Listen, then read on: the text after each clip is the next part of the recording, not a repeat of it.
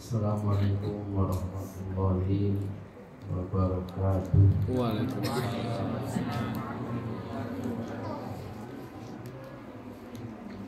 Alhamdulillahirabbil alamin. Wa bihi nasta'inu ala umuri dunya waddin. Wa asyhadu an la ilaha illallah wahdahu la syarika lah wa asyhadu anna Muhammadan abduhu wa rasuluhu, amma ba'd. Hadirin sekalian, Bapak, Ibu, ikhwan, akhwat, dan juga anak-anakku sekalian yang semoga senantiasa dirahmati oleh Allah Subhanahu wa taala. Pertama, mari kita panjatkan puja dan puji syukur kita kepada Allah Subhanahu wa taala atas limpahan karunia dan nikmatnya kepada kita semua yang sangat-sangat banyak, sehingga di malam yang berbahagia ini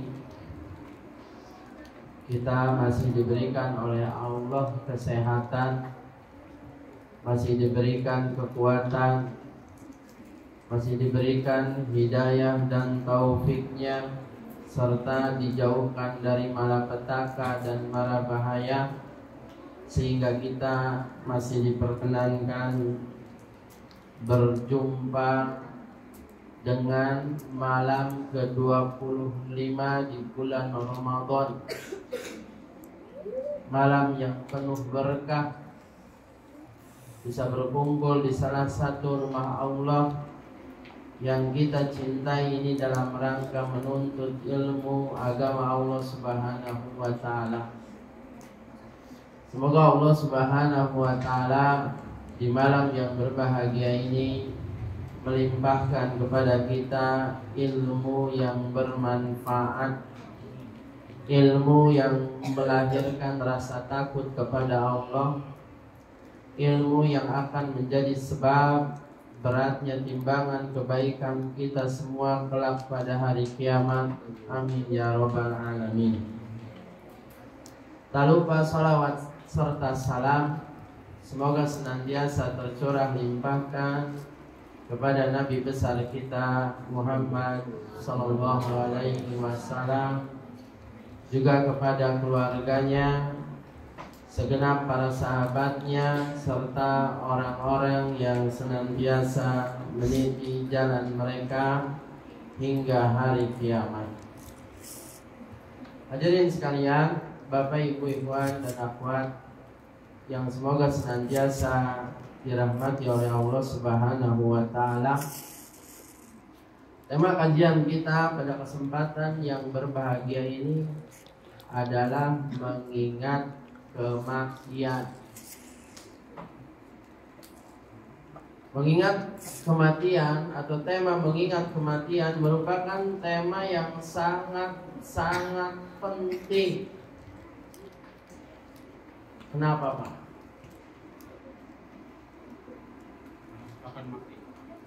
Karena kita akan mati. Ada lagi.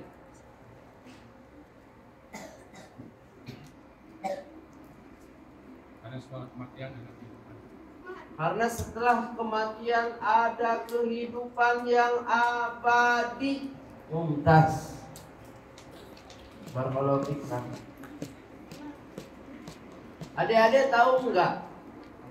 Nanti kita tinggal di akhirat berapa lama? Selamanya itu berapa tahun? Abadi, selamanya. Mumtaz. Kita itu akan hidup nanti di akhirat, Bapak, Ibu, ikhwan, dan akhwat sekalian. Itu bukan 100 tahun, bukan 1000 tahun, 10.000 tahun, 1.000.000 tahun, selamanya.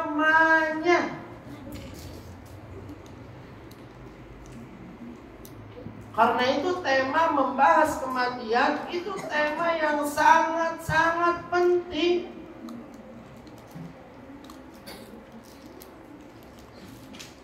Bahkan Nabi SAW menyebutkan orang yang cerdas itu bukan orang yang IQ-nya tinggi, kata Nabi, bukan. Barometer kecerdasan yang sebenarnya itu bukan itu.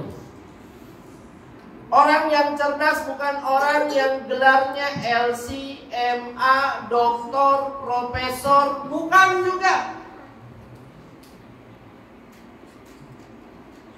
Orang yang cerdas, kata Nabi SAW,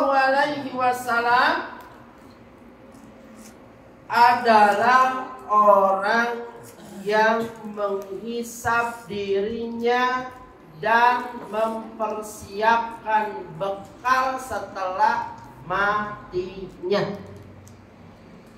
Itu orang yang cerdas yang sebenarnya.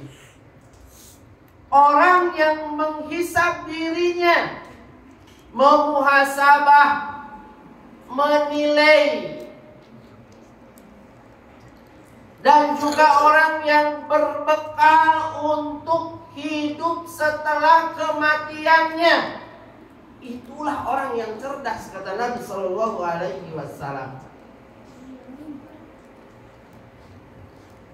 Nabi kita Muhammad SAW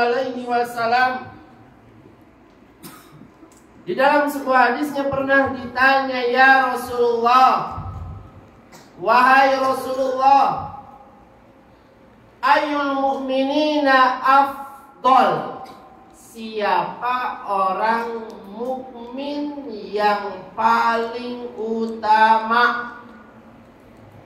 Karena orang mukmin itu berderajat-derajat, bertingkat-tingkat. Jawab Nabi, ahsanuhum khuluqa, orang mukmin yang paling utama adalah orang mukmin yang paling bagus akhlaknya.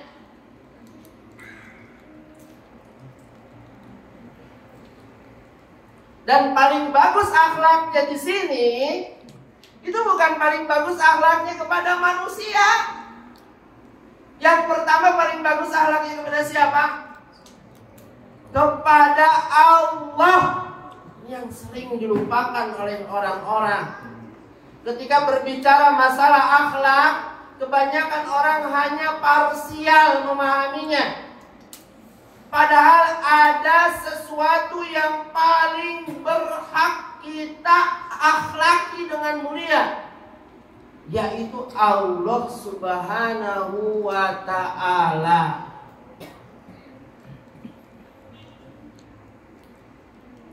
Banyak orang hafal ayat di dalam Quran surat Al-Ahzab, laqad kana lakum fi Rasulillahi uswatun hasanah.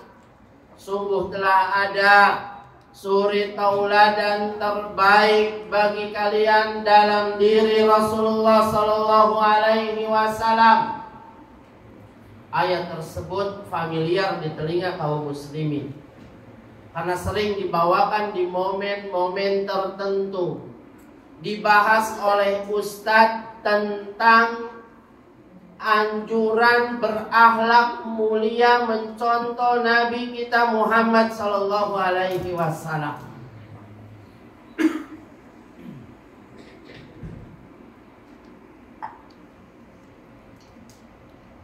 Tapi mereka lupa bahwa akhlak itu bukan hanya hubungan manusia dengan manusia. Ada zat yang lebih patut, lebih berhak kita akhlaki dengan mulia, yaitu Allah Subhanahu wa ta'ala.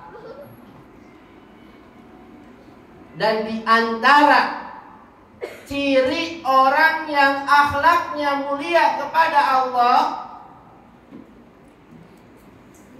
adalah beribadah kepada Allah dan tidak bermaksiat kepadanya.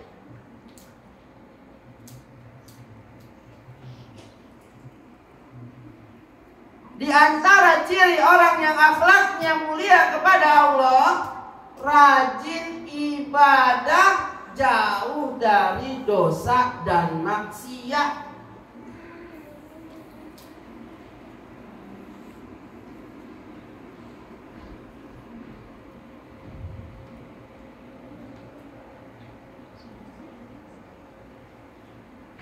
Allah itu kebaikannya sama kita banyak nggak Pak? Banyak banget Pak. Kita aja sebagai manusia, kalau kita memiliki teman yang baik, tetangga yang baik, yang suka ngasih ke kita, kalau masak-masakan teweleh masihan, teweleh ngasih, punya rizki teweleh ngasih, punya buah-buahan teweleh ngasih. Kira-kira orang yang berakhlak mulia akan membalas kebaikan tetangga atau teman yang seperti itu dengan cara bagaimana Pak? Apakah dengan cara menyakiti hatinya, dengan cara berbuat buruk kepadanya, atau dengan cara berbuat baik lagi kepada tetangga kita? Tentu dengan cara berbuat baik lagi kepada tetangga kita. Tentu dengan cara membahagiakan, menyenangkan teman kita dan tetangga kita yang baik tersebut.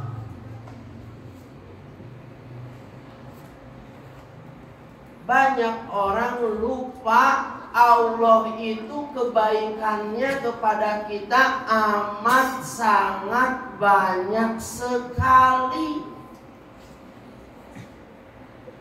Kebaikan Allah Subhanahu wa ta'ala kepada kita dengan tetangga kita tadi yang cuma ngasih nasi kebuli, mungkin dia ngasih buah-buahan, itu nggak ada apa-apanya.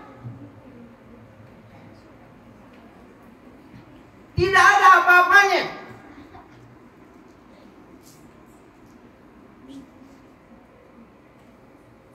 Kebaikan Allah Subhanahu wa ta'ala kepada kita itu sangat banyak sekali.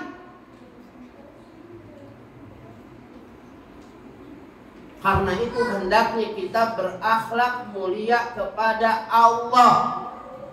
Bagaimana caranya Ustaz? Dengan membalas kebaikan-kebaikan Allah dengan kebaikan lagi, alias beribadah kepadanya.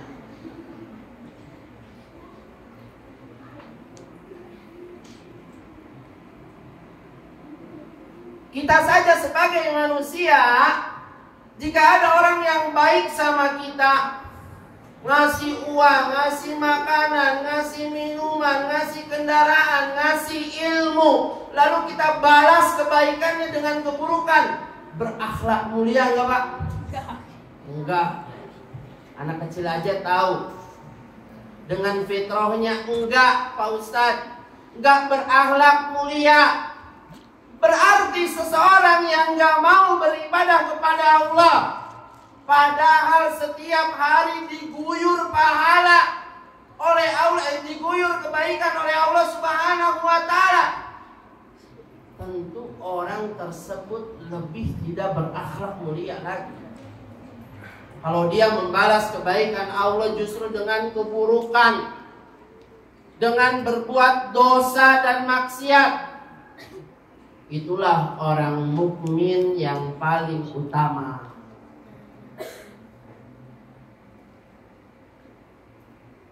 Orang yang paling baik akhlaknya kepada Allah Subhanahu wa ta'ala.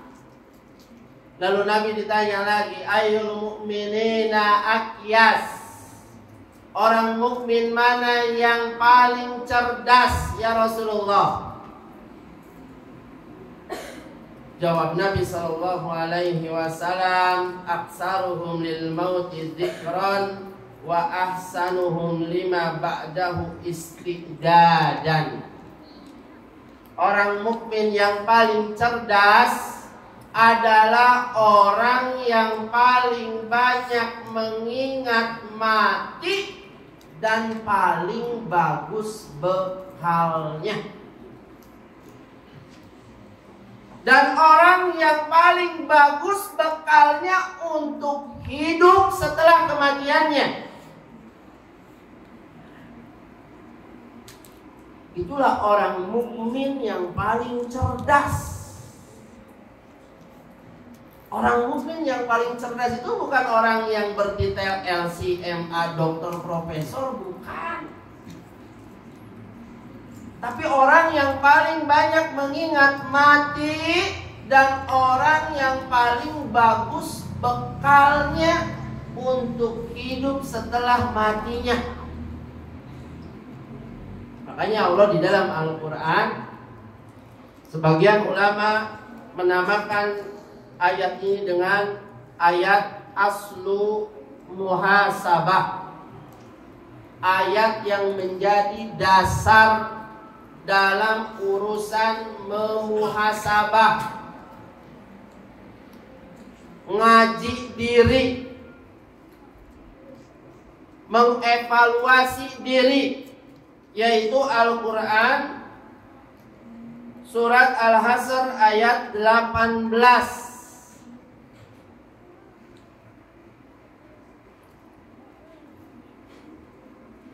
Allah Ta'ala berfirman, Ya ayyuhalladzina amanu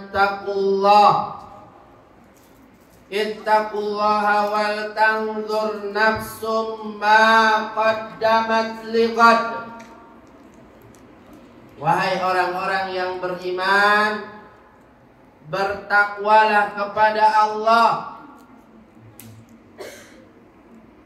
dan hendaknya setiap diri memperhatikan apa bekalnya untuk hari esok.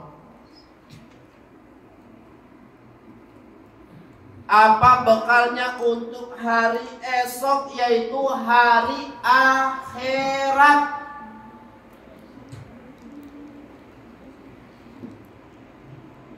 Jadi idealnya itu Pak, kita itu setiap hari harusnya muhasabah.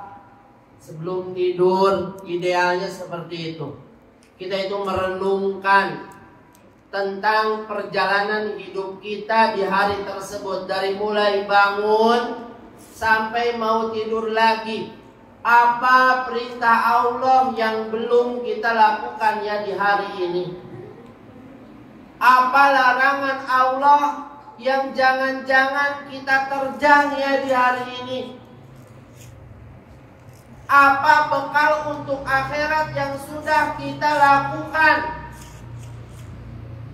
Apa kira-kira dosa yang belum kita taubati?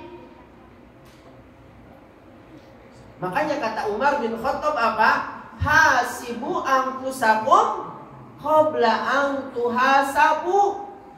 Hisab diri kalian di dunia sebelum nanti kalian dihisab di akhirat. Karena jauh lebih berat nanti hisab di akhirat.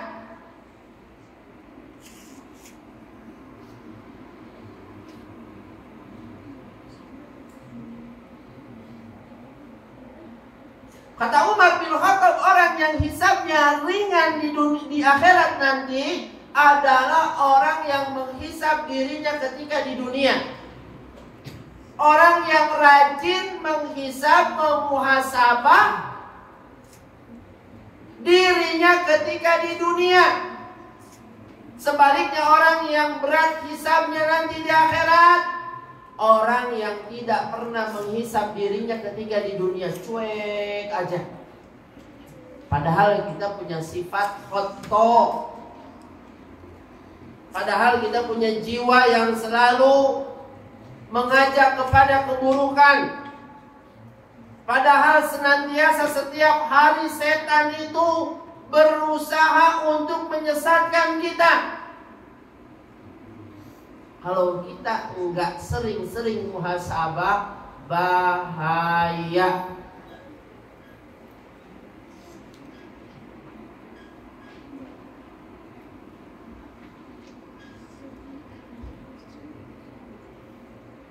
Coba kita pikirkan umur kita untuk apa sudah kita habiskan. Coba kita renungkan ilmu kita. Mungkin diantara kita ada yang hijrah sudah 10 tahun yang lalu, 20 tahun yang lalu. Pertanyaannya, sudahkah ilmu itu kita amalkan? Coba kita merenung bersama, muhasabah tentang harta kita. Dari mana sumbernya? Mumpung kita masih di dunia, belum di akhirat. Kalau kita sudah di akhirat, berat. Sudah tidak bisa dikoreksi lagi. Jangan-jangan sumber harta kita berasal dari sumber-sumber yang haram, dari tempat-tempat yang haram.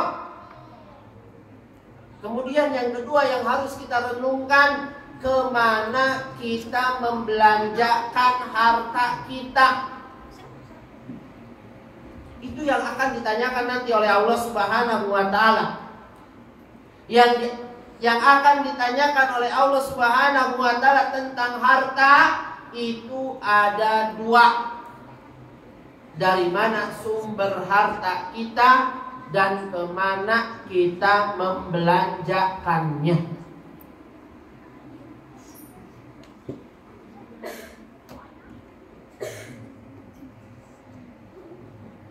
Kata Syekh Abdurrahman bin Nasir As-Sa'di rahimahullah rahmatan wasi'ah, ketika beliau menafsirkan Quran surat Al-Hasyr ayat 18, beliau mengatakan, wa hadhil ayatul karimatu aslun fi muhasabatil abdi nafsahu. Ayat yang mulia ini merupakan dasar dalam masalah muhasabah jiwa. Wa annahu yanbaghi lahu an yatafaqadaha. Seyogyanya seorang muslim selalu memperhatikan, memuhasabah dirinya.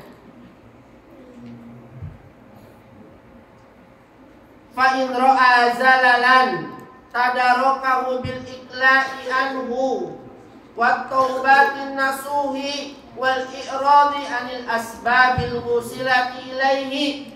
Jika dia ternyata melihat dirinya memiliki kesalahan, setelah dia muhasabah, oh iya ternyata saya ke orang tua masih suka durhaka, kalau disuruh masih suka bantah, masih suka marah-marah, masih suka meninggikan suara.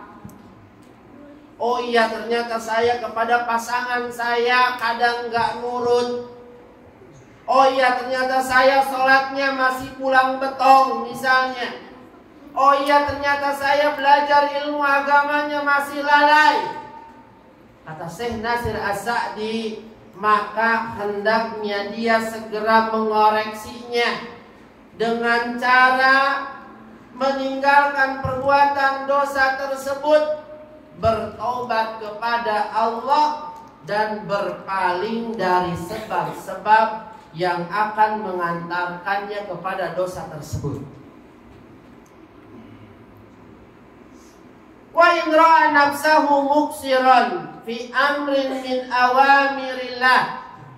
Dan jika dia ternyata mendapati dirinya lalai, masih lalai terhadap perintah Allah, badala juhdahu wasta'ana bi rabbih fi takmilihi wa tatmimihi, maka hendaknya dia segera berjuang dan meminta tolong kepada Allah agar bisa menyempurnakan kewajiban-kewajibannya.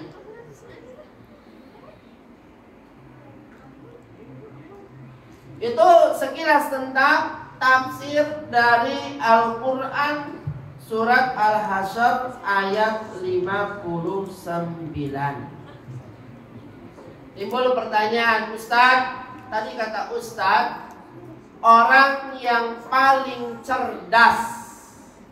Mukmin yang paling cerdas adalah mukmin yang paling banyak mengingat mati dan paling bagus bekalnya untuk akhiratnya. Ada dua pembahasan. Yang pertama, pertanyaannya Ustaz, apa yang dimaksud dengan mengingat mati? Pertanyaan yang kedua, apa bekal paling bagus untuk hidup kita nanti di akhirat? Kita jawab satu-satu. Yang pertama, yang dimaksud dengan mengingat mati kata para ulama, berarti kita mengingat sesuatu yang pasti akan datang dan memutuskan kenikmatan dunia kita. Ini yang pertama. Apa dek? Adik-adik biasanya bawa buku dari sekolah? Nggak dikasih tugas dari sekolah? Buat nyatet ceramah? Oh ada. Jadi yang pertama kata para ulama, yang dimaksud dengan mengingat mati berarti kita mengingat sesuatu yang pasti datang, yang akan memutus segala kenikmatan dunia kita. Kesehatan kita terputus, harta kita yang banyak ditinggalkan, mobil kita yang mewah, rumah kita yang bagus, aset kita yang banyak, pasangan kita yang cantik atau ganteng, semua yang tinggalin kalau dia sudah datang. Bahkan bukan cuma itu aja Pak, bukan memutus urusan dunia kita, tapi juga memutus urusan akhirat kita, sehingga kita tidak bisa berbekal lagi.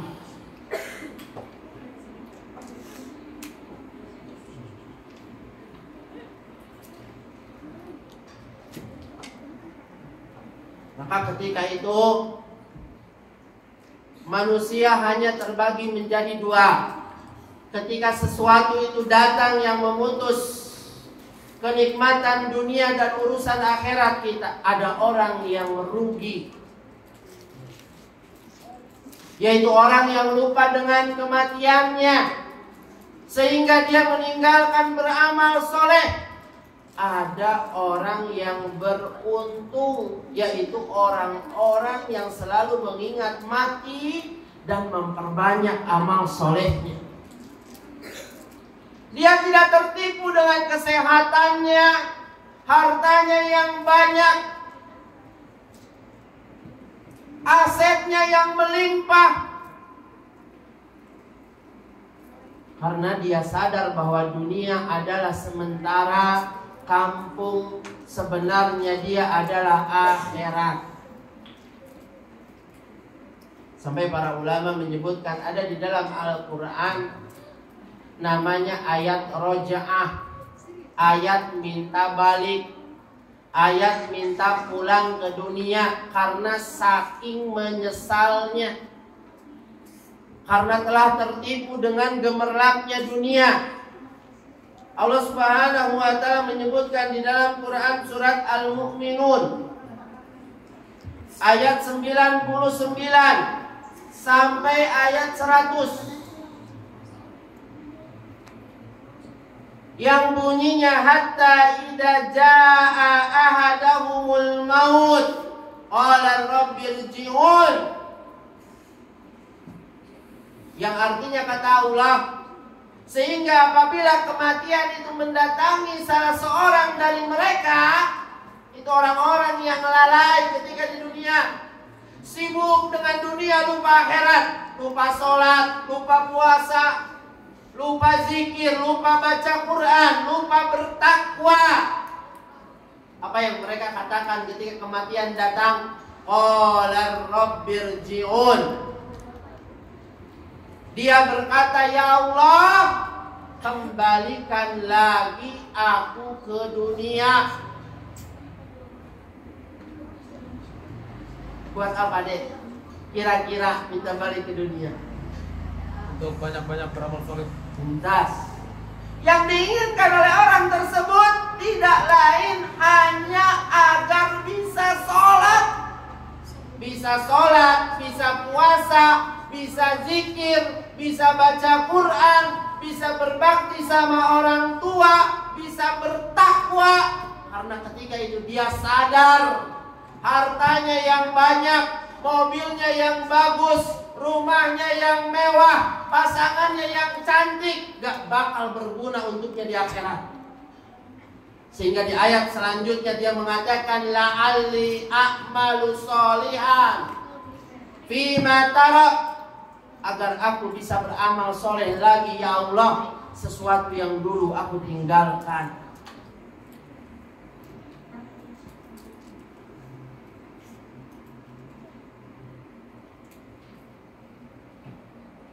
Ayat ini memberikan pelajaran kepada kita jemaah yang dimuliakan oleh Allah, bahwa kita sekarang yang masih Allah berikan kesempatan untuk hidup, maka hendaknya kita benar-benar bersemangat untuk ibadah dan beramal soleh.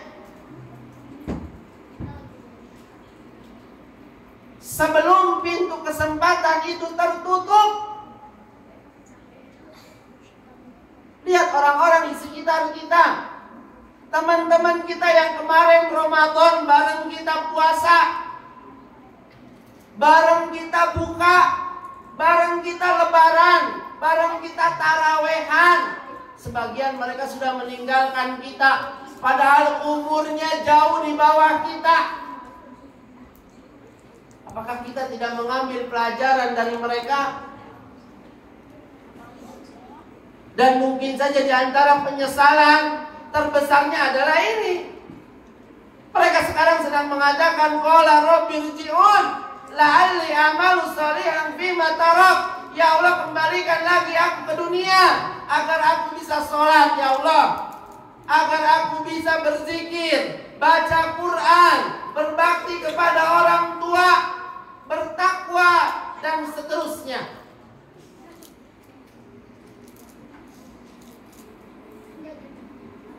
Dari sini kita tahu bahwa hakikat mengingat mati itu bukan ingat aja gitu, tanpa ada efek setelahnya. Justru hakikat mengingat mati berarti kita memperbanyak amal soleh. Bukan diam ketakutan, takut mati, bukan. Tapi hakikat mengingat kematian berarti kita itu memperbanyak amal soleh.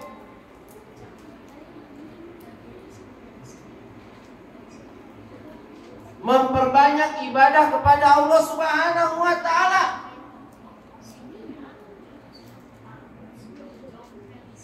Itu hakikat mengingat mati yang pertama. Apa adik-adik yang pertama? Hakikat mengingat mati yang pertama apa tadi? Ayo, lupakan. Mengingat sesuatu yang pasti akan datang dan memutus kenikmatan dunia kita, bahkan amalan akhirat kita. Pasti datang kepada setiap kita. Saya ada jadwalnya, Pak Ucok ada jadwalnya, Abu Arkan ada jadwalnya, yang lain sudah ada jadwalnya, dan kita nggak tahu jadwal kita dijemput itu kapan.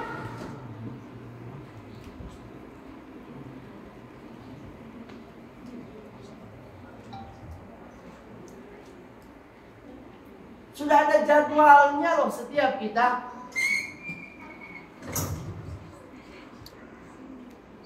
Jadi jangan tertipu dengan dunia. Kita itu hidup di dunia cuma 60-70 tahun, Pak. Itu juga kalau hidup kita sampai ke angka 70. Nabi menyebutkan a'maru ummati baina 60 wa 70 wa aqalluhum man yajuzu dzalika. Umur umatku itu umumnya berkisar 60 sampai 70. Bapak umur berapa? 45. Berarti jatah hidup Bapak kalau 70 tahun 25 tahun lagi. Kalau 70 tahun Pak, kan nggak tahu, bisa aja 50, bisa aja 47. Anggap aja baru 70, berarti 25 tahun lagi. Bapak berapa? 60. 10 tahun lagi. Nabi kan mengatakan amaru ummati baina sittin wa sab'in.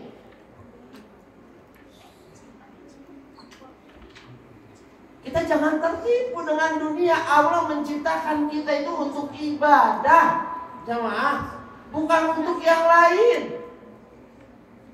Allah menciptakan kita itu untuk ibadah, bukan untuk yang lain. Jangan tertipu. Dan nanti kita tinggal di akhirat sebagaimana tadi disebutkan oleh adik-adik kita selamanya. Dan tempat kita cuma 2. Kalau nggak surga, neraka, nggak ada pilihan yang ketiga. Selama-lamanya. Di surga selama-lamanya, di neraka selama-lamanya. Apa rela kita jual hidup yang 60 sampai 70 tahun ini dengan kehidupan di akhirat nanti yang selama-lamanya, kita ganti yang sedikit ini, yang banyak itu dengan yang sedikit ini? Sungguh bodohnya kita bila seperti itu.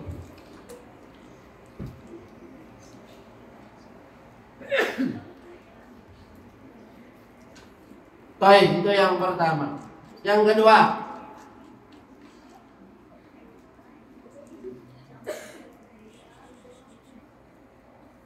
hakikat mengingat mati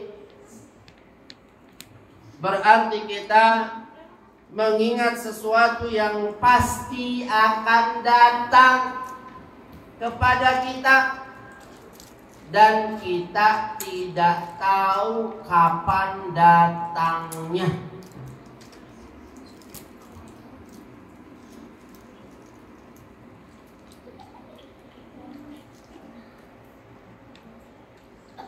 Ini yang menjadi masalah terbesar kita. Kita nggak tahu malaikat maut itu kapan datangnya. Kalau tahu kan enak ya Pak ya. Tapi nggak ada nilai ujiannya. Ujian keimanan, ujian ketakwaan, ujian beramal soleh. Sehingga Allah sengaja umpetin dari kita, biar kelihatan mana yang iman, mana yang enggak, mana yang sungguh-sungguh, mana yang ala kadarnya bahkan enggak peduli.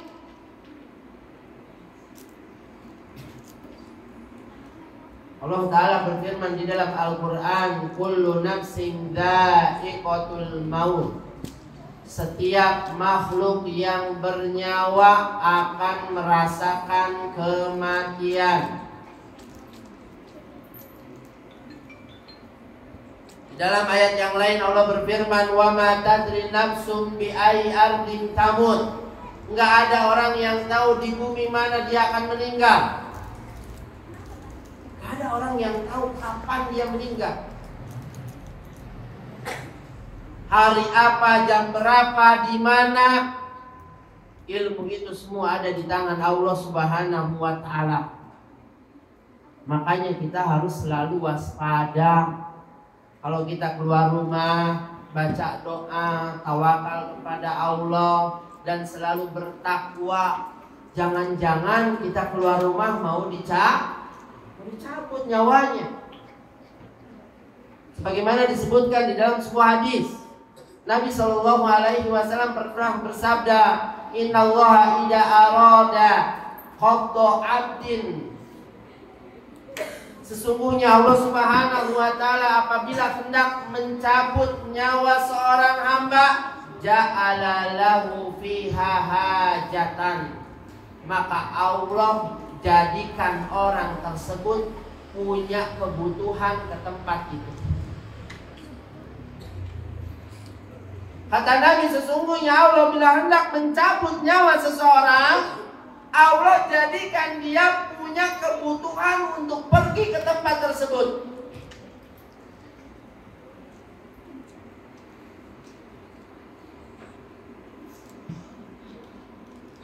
Makanya pesan Nabi Shallallahu Alaihi Wasallam kepada kita, ittaqullaha haitsuma kunta.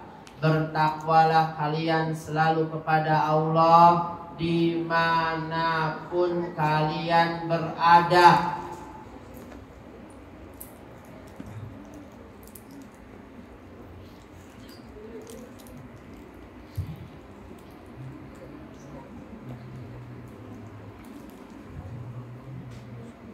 Yang terakhir, yang termasuk hakikat mengingat mati, berarti kita mengingat beratnya sakaratul maut.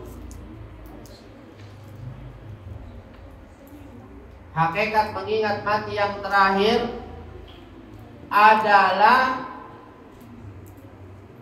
mengingat beratnya sakaratul maut.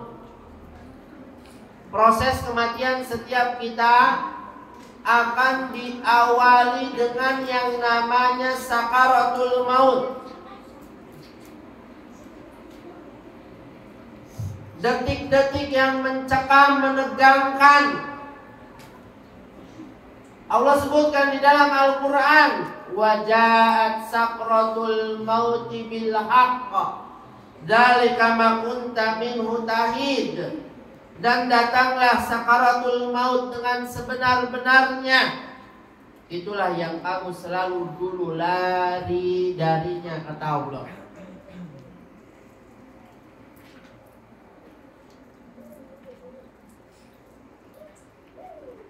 Dan orang yang paling berat sakaratul mautnya adalah Nabi kita Muhammad Sallallahu Alaihi Wasallam. Sampai-sampai Aisyah menyebutkan, aku tidak pernah lagi melihat orang yang lebih berat sakaratul mautnya dibanding sakaratul maut Nabi. Jadi jangan tertipu, ada orang yang durhaka kepada Allah, bahkan non muslim, meninggalnya senyum berarti husnul khotimah. Apalagi orang kafir, lebih mengerikan lagi. Salah seorang salaf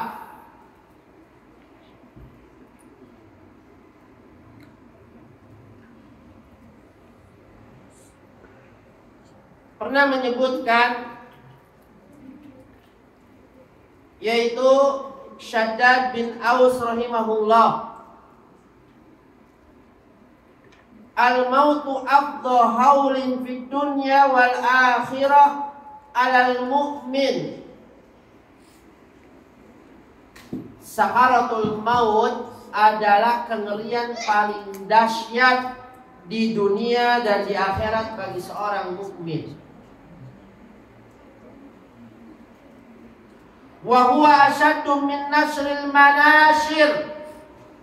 Proses sakaratul maut itu lebih menyakitkan dari goresan gergaji.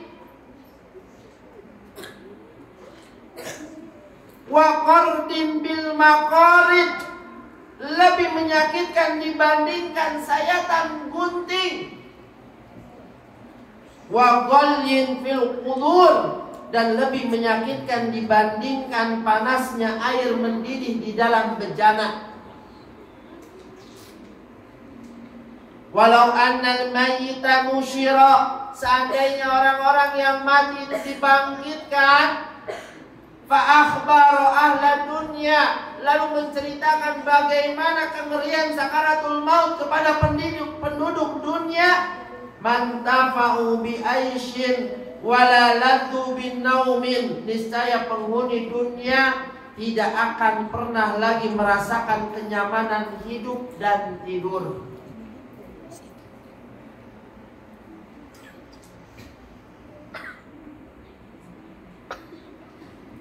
Ini akan menimpa setiap kita, jamaah.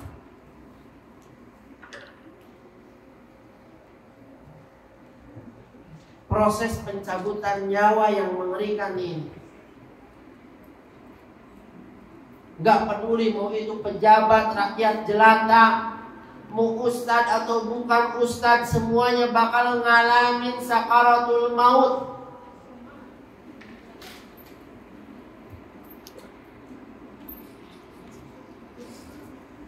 Baik, itu jawaban untuk pertanyaan yang pertama. Jadi yang dimaksud dengan mengingat mati adalah pertama, mengingat sesuatu yang pasti datang dan akan memutus kenikmatan dunia kita, bahkan amalan akhirat kita.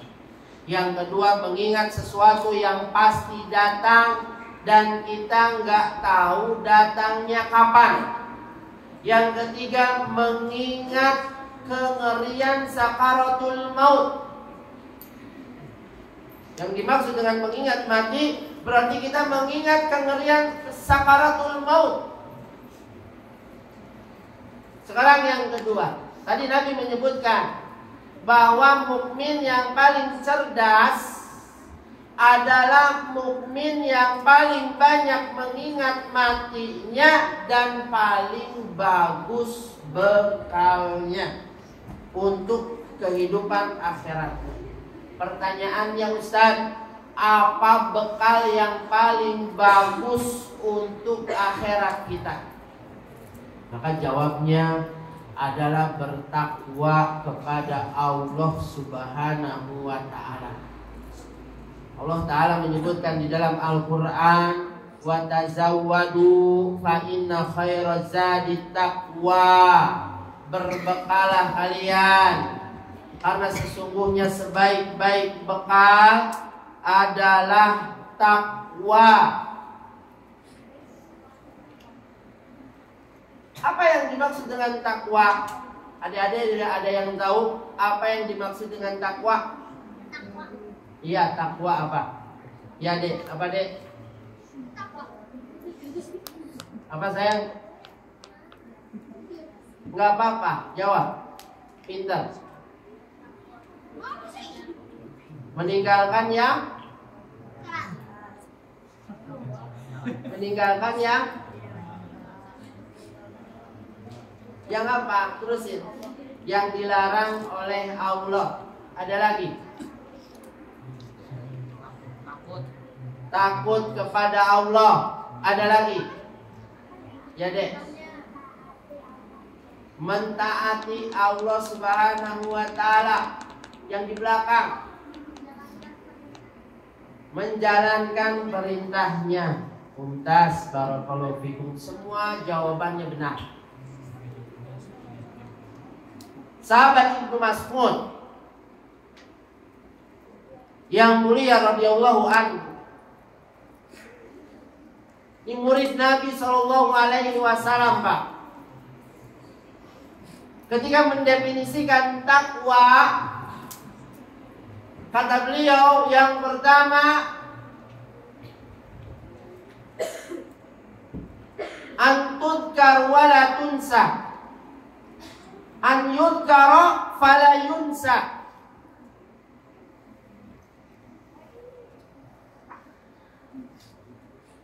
An yuskara fala yukfar, an yuta fala yuksa. Takwa itu kata sahabat Ibnu Mas'ud, yang pertama hendaknya Allah senantiasa diingat dan tidak dilupakan. Mari kita masing-masing muhasabah. Bapak, Ibu, ikhwan, akhwat, adik-adik sekalian, kita muhasabah, kita ngaji diri kita sudah sampai mana zikir kita setiap harinya. Banyakkan mana kita mengingat Allah apa mengingat dunia? Sudahkah zikir-zikir yang diajarkan oleh Nabi kita itu kita amalkan? Nah, ini penting.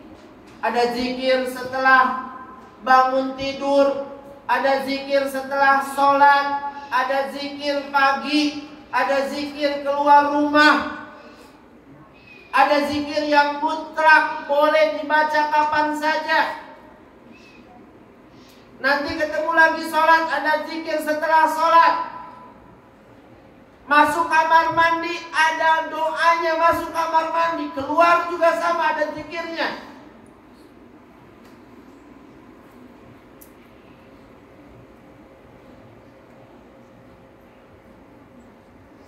Makanya penting belajar ilmu agama itu. Kalau kita nggak belajar ilmu agama, dari mana kita tahu coba? Zikir-zikir yang diajarkan oleh Nabi, doa-doa yang diajarkan oleh Nabi.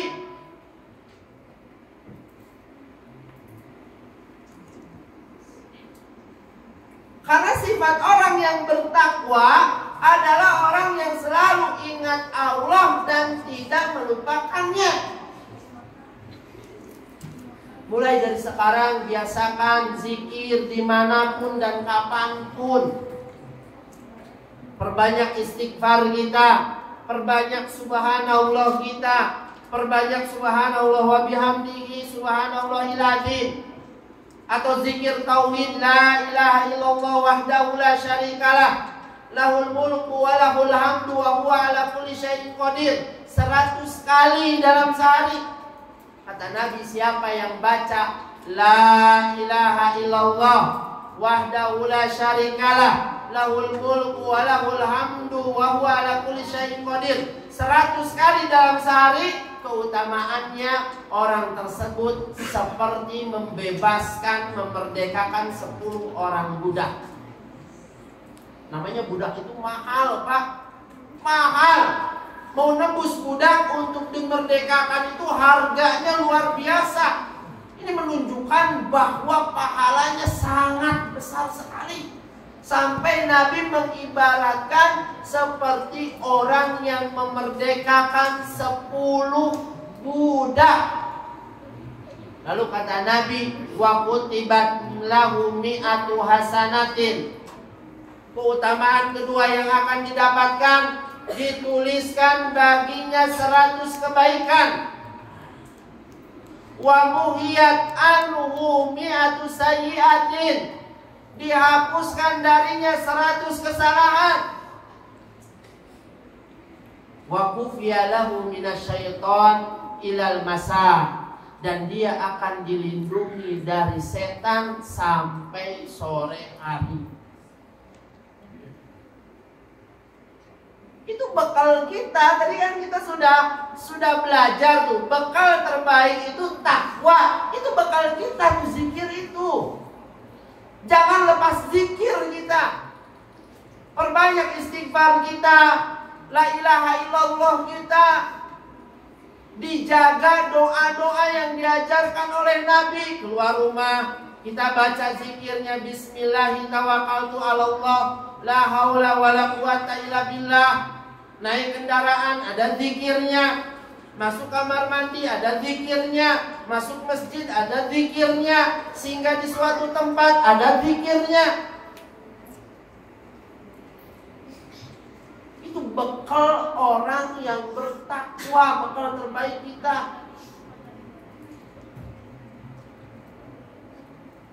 Mulai dari sekarang perbagus zikir kita, karena banyak keutamaannya. Selain itu akan menjadi bekal untuk akhirat kita. Kita akan dilindungi dari syaitan kalau kita menjaga zikir kita.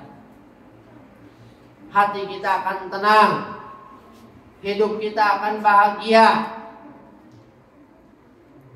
urusan kita akan menjadi mudah. Perbanyak zikir kita. Itu yang pertama. Ciri orang yang bertakwa, kata sahabat Ibnu Mas'ud, adalah orang yang selalu ingat Allah dan tidak melupakannya. Yang kedua, an yushkara fala yukfar. Hendaknya nikmat Allah selalu disyukuri dan tidak dikufuri.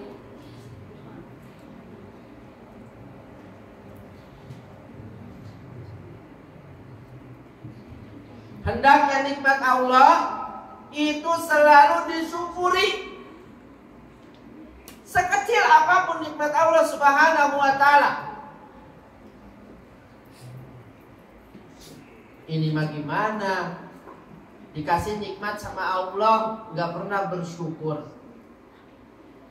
Gimana usaha? Sepi katanya. Liarlah usaha sepi.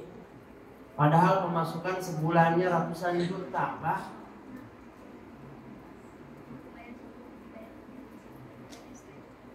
Saya sering dapatkan orang-orang seperti itu, mohon maaf. Kasihan, saya melihatnya itu kasihan banget. Itu diantara bahaya kita bodoh terhadap ilmu agama. Gimana bisnis alingkah dia? Dulu mah rame, sebulan itu omset bisa 100 juta, sekarang mah paling 50 juta, paling 60 juta, ya Allah.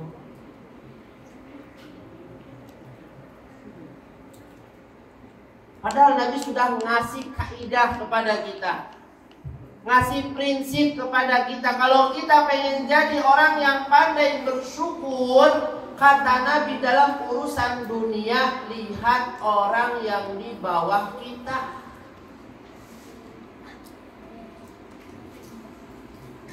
Unzuru ila man asfala minkum, kata Nabi. Lihat orang yang di bawah kita. Kita melihatnya ke atas aja sih, yang ditonton artis, yang ditonton itu channel-channel yang apa tuh, yang pamer, apa istilahnya sekarang, flexing kayak gitu. Akhirnya kita jadi kurang bersyukur kepada Allah Subhanahu wa Ta'ala. Coba lihat ke bawah, betapa banyak tetangga-tetangga kita yang omsetnya sebulan itu paling angkanya 3 juta, 5 juta.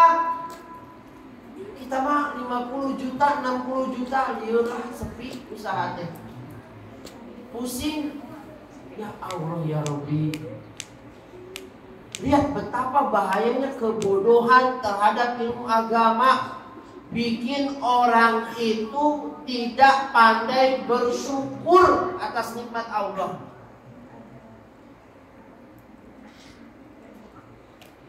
Makanya kenapa orang-orang soleh terdahulu mereka semangat belajar ilmu agama. Selain mereka tahu keutamaan menuntut ilmu, mereka juga sadar akan bahayanya bodoh terhadap ilmu agama.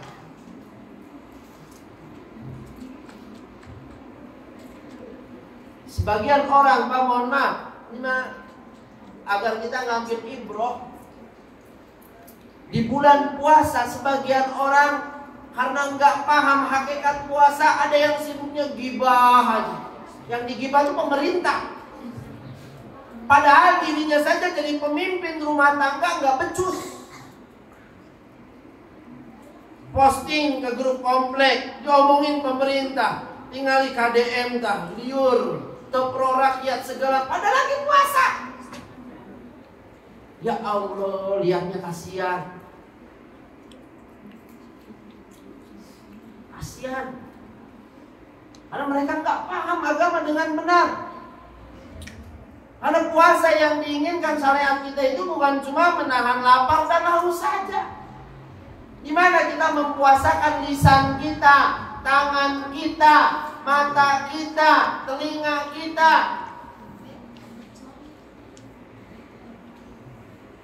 Saya juga dilema, mau ngingetin, saya anggota baru di komplek, nggak ngingetin, kasihan.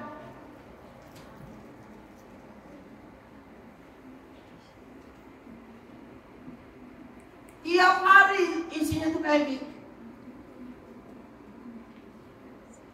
menggibahi pemerintah dengan modal berita-berita di portal-portal berita. Wartawan itu kan kerjaannya ngegoreng berita, belum tentu benar. Biar rame, dapat cuan. Intinya mereka itu kan viral. Pun kalau benar Ahlus Sunnah wal Jamaah nggak boleh seperti itu. Beramar ma'ruf nahi munkar kepada penguasa. Yang terakhir kata sahabat Ibnu Mas'ud, takwa itu hendaknya Allah senantiasa ditaati dan tidak dimaksiati. Ketaatan itu ada dua levelnya. Ada level yang pertama, menjalankan yang wajib, meninggalkan yang haram. Orang dianggap taat ketika itu. Ada level yang lebih tinggi lagi. Bukan hanya perintah yang wajib yang dilakukan, tapi yang sunnah pun dilaksanakan. Bukan hanya larangan yang diharamkan, tapi yang makruh juga ditinggalkan. Itu level kedua yang level lebih tinggi dalam menjalankan ketaatan kepada Allah Subhanahu wa Ta'ala. Dan itulah yang harus kita lakukan setiap hari. Jangan lupa minta tolong kepada Allah.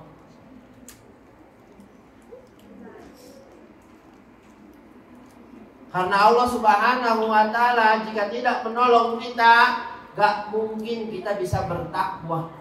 Takwa ini adalah kewajiban seumur hidup. Enggak cukup sehari, sebulan, setahun.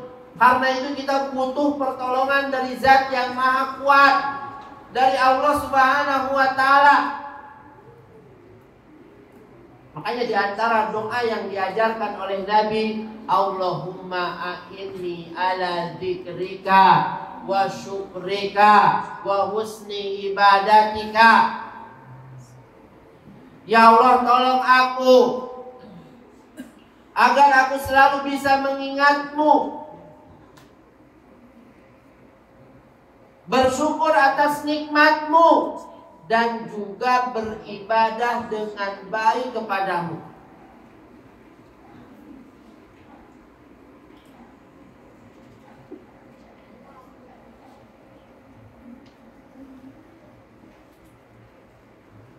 Baik, itu jamaah yang dimuliakan oleh Allah Subhanahu wa Ta'ala.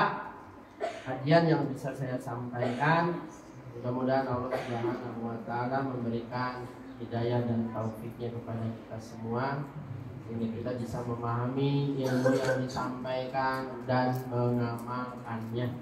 Silakan barangkali ada pertanyaan. Ya, Adik.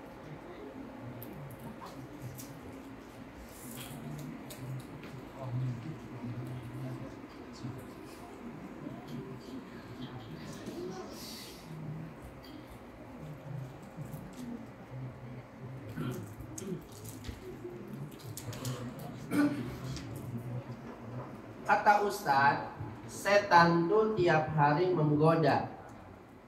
Namun di saat bulan Ramadan, setan-setan itu dibelenggu. Lalu bagaimana bisa manusia berbuat maksiat? Padahal setan itu dibelenggu oleh Allah Subhanahu wa Ta'ala. Baik, jawabannya betul.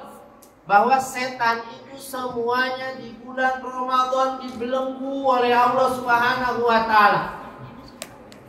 Tapi kenapa Ustadz kok masih banyak kaum muslimin yang berbuat maksiat di bulan Ramadan?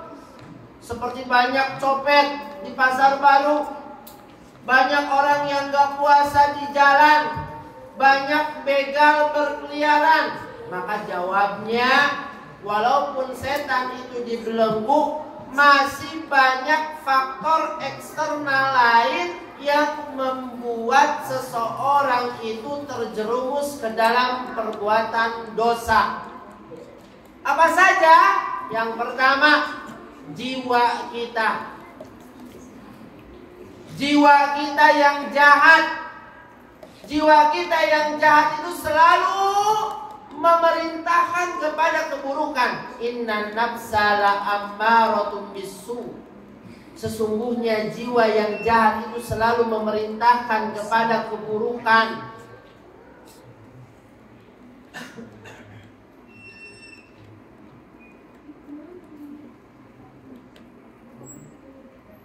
Itu yang pertama. Yang kedua, faktor yang kedua,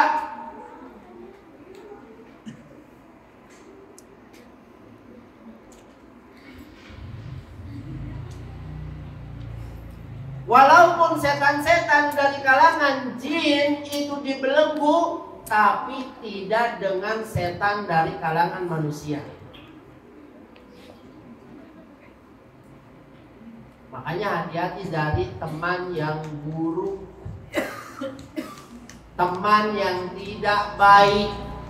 Kayak gimana Ustaz teman yang gak baik di siang Ramadan ngajak ke rumah makan Padang.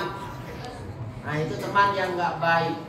Di siang bulan Ramadan ngajak beli cilok. Ada deh di sini yang kayak gitu. Beli cilok wah kesimang. Nah itu teman yang gak baik berarti.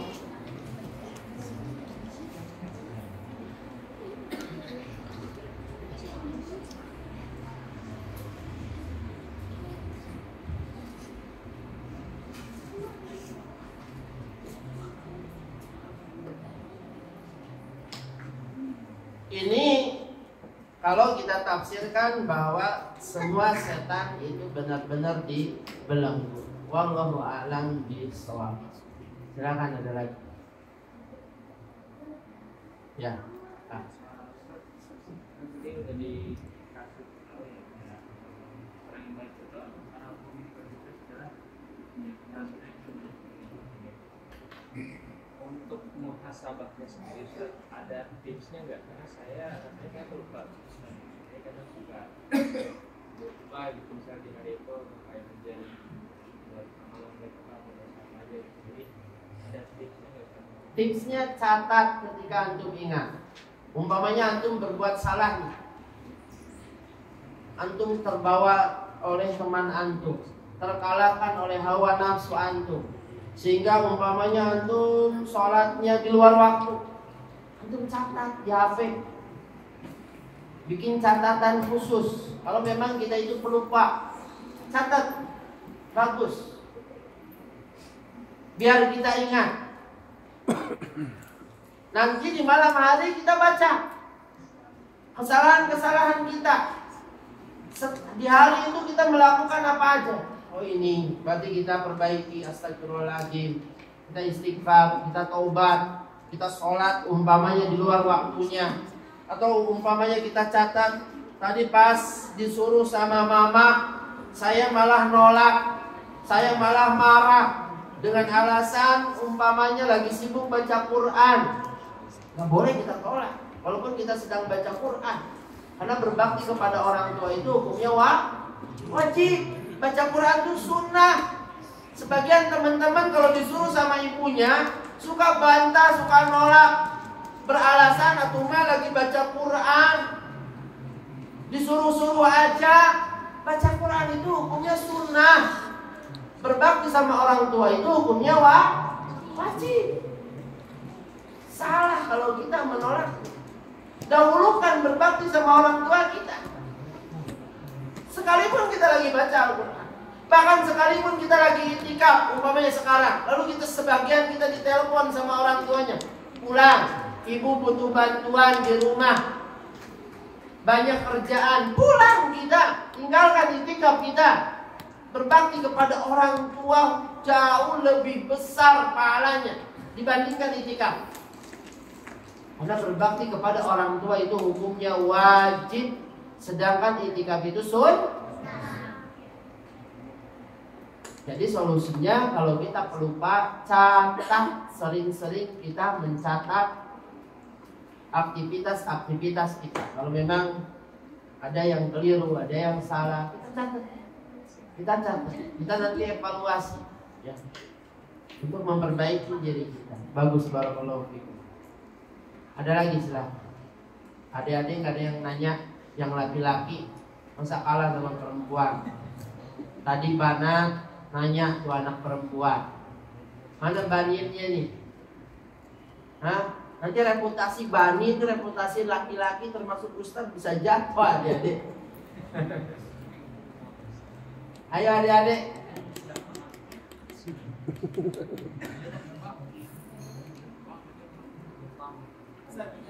Ya. Kan setiap orang itu merasakan ada maut, dan yang orang kafir itu seolah-olah kayak kafir kok saya. Tidak pembahasan tadi. Iya, betul. Itu bagaimana kalau misalnya yang tadi tiba-tiba gitu misalnya tembak lah atau tabrak. Ya sama merasakan sakaratul maut. Kan perkara goib. Mau yang matinya ditembak, mau matinya tenggelam, yang mau matinya kebakar, mau matinya tertimpa longsor, semua mengalami proses sakaratul maut. Mau yang matinya dibom bunuh diri seperti itu, nauzubillah min dzalik, semua merasakan proses sakaratul maut. Ketika dia dicabut nyawanya itu.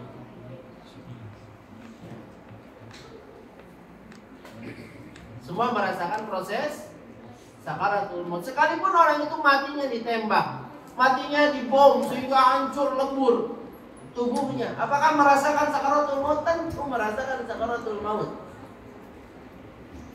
Dan semuanya akan kembali ke alam barzakh. Walaupun dia matinya umpamanya ketika mati nggak dikubur, seperti orang kafir sebagiannya ada yang dibakar, tetap di alam barzakh semuanya kembali ke alam barzakh, akan merasakan ujian kubur, nikmat atau siksa kubur. Terakhir, mengapa?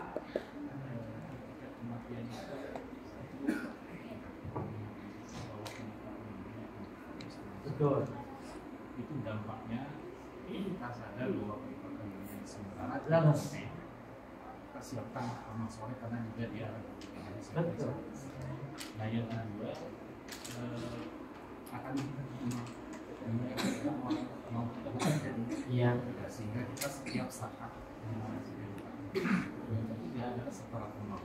Nah dampaknya apa di sini? Kita tahu bahwa sakaratul maut itu dahsyat. Betul.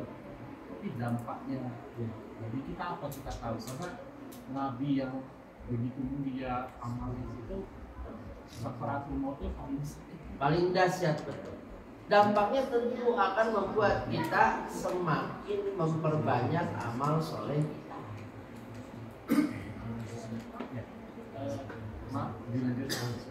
Apakah ada amal yang meringankan sakaratul maut? Karena Nabi juga kan Sampai saat ini saya belum tahu apakah ada amalan yang bisa meringankan proses sakaratul maut. Sampai saat ini saya belum tahu. Tidak ada sampai saat ini. Bahkan orang yang sakaratul mautnya terberat adalah Nabi kita Muhammad Sallallahu Alaihi Wasallam. Adalah Nabi kita Muhammad Sallallahu Alaihi Wasallam. Wallahu a'lam bishawab. Saja yang bisa disampaikan.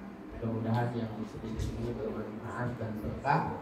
Mohon maaf jika ada salah-salah kata yang disampaikan di tengah pengajaran saya tadi. Kita tutup dengan doa kafaratul majlis. Subhanakallahumma wa bihamdika asyhadu an la ilaha illa anta astaghfiruka wa atubu ilaik. Assalamualaikum warahmatullahi wabarakatuh. Waalaikumsalam.